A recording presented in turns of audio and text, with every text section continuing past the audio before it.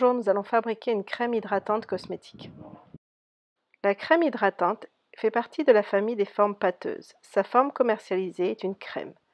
Elle sera administrée par voie cutanée. Définissons tout d'abord les formes pâteuses. Ce sont des produits destinés à être appliqués sur la peau ou sur certaines muqueuses. On définit une crème comme un produit de consistance molle dont la base est une émulsion fine. Nous allons maintenant voir le principe d'une émulsion. Une émulsion est formée par un système de deux liquides non miscibles dont l'un est finement divisé en gouttelettes dans l'autre. Regardons maintenant le schéma. Nous avons deux produits non miscibles, c'est-à-dire qui ne se mélangent pas. L'huile au-dessus, qui a une densité plus faible que l'eau, qui elle est en dessous. S'il y a agitation, il va y avoir la formation d'une émulsion avec des gouttelettes d'huile dans de l'eau, soit une émulsion avec des gouttelettes d'eau dans de l'huile. Une crème est définie comme un produit de consistance molle dont la base est une émulsion. En fonction de la taille des gouttelettes de l'émulsion en aura une apparence différente. On parlera d'émulsion grossière pour les plus grosses gouttelettes, à micro-émulsion pour celles plus fines. Voici la formulation en pourcents de la crème. Blanc de baleine 10%, alcool cétylique 5,3%, PEG 400 5%, huile d'amande douce 15% et l'eau distillée QSP 100%. QSP veut dire quantité suffisante pour. La formulation pour 100% est assimilée à 100 g. Cela veut dire que cela correspond à 100 g. On va donc dessiner ces 100 g grâce à ce rectangle vert. On va donc mettre dans ce rectangle qui correspond à la totalité de notre crème 10% de blanc de baleine, ce qui veut dire qu'on a 10 g de blanc de baleine pour 100 g de crème totale.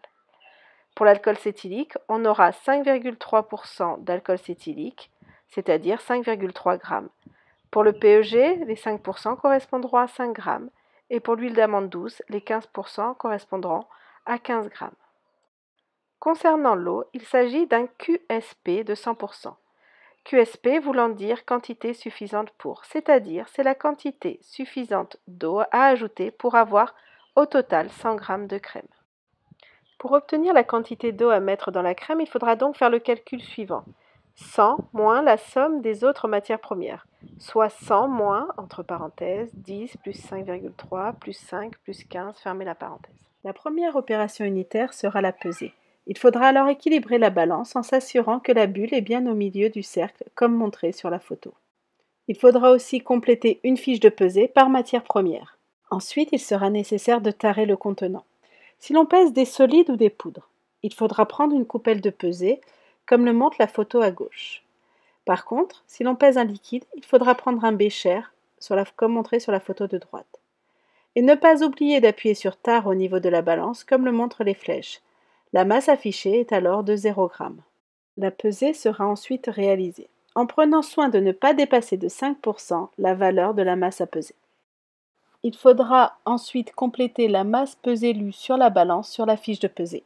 Voici les 5 matières premières avec leur fiche de pesée. Vient ensuite l'opération unitaire du mélange.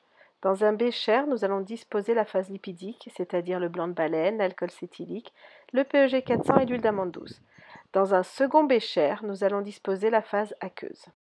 Le mélange se fait à 70 degrés dans un bain-marie. Les composés solides vont devenir liquides sous l'action de la chaleur. Attention à ne pas trop remplir le bain-marie afin que les béchers ne se renversent pas. On va ensuite mélanger les deux phases. Cela va favoriser la formation de l'émulsion, c'est-à-dire le mélange des deux produits non miscibles. Il est très important que les deux produits soient à la même température afin de former une émulsion stable. Vient ensuite l'opération unitaire du conditionnement. Nous allons devoir mettre 50 g de crème par pot. Le conditionnement manuel se fait selon la procédure AQPR-ECF05. On a vu que l'on voulait une masse attendue, MA, de 50 g.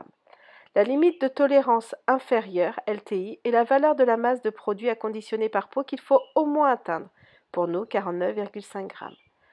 La limite de tolérance supérieure, LTS, est la valeur de la masse de produit à conditionner par pot à ne surtout pas dépasser, dans notre cas, 50,5 g. Voici une vidéo du conditionnement selon AQPR-ECF05.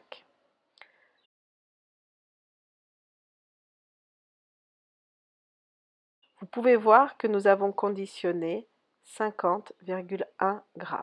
Nous sommes bien entre les LTI et LTS.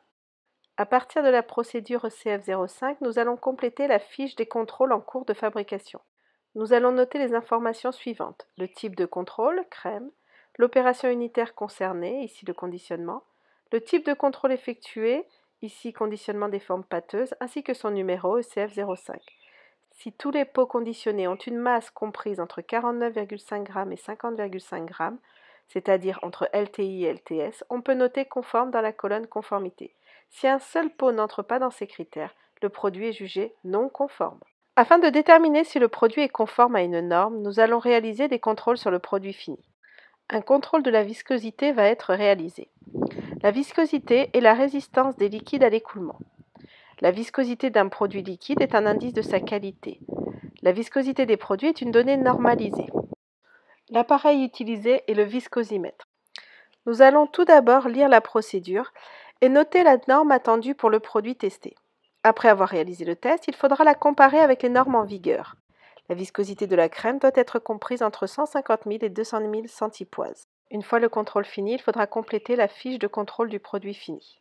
Pour cela, il faudra compléter le type de contrôle, le numéro de la procédure utilisée, la valeur obtenue lors du contrôle, ici 180 000 est un exemple. Puis il faudra dire si ce résultat est conforme aux normes. Pour notre crème, la valeur doit être comprise entre 150 000 et 200 000 centipoises, donc 180 000 est bien compris entre ces deux valeurs, le résultat est donc conforme. La dernière opération unitaire sera l'étiquetage. Il faudra déterminer une DLUO de 6 mois. À partir de cette date, on calculera la date de destruction du dossier de l'eau qui sera 1 jour, 1 mois et 1 an après la DLUO. Voici une photo du produit conditionné étiqueté. Bonne fabrication!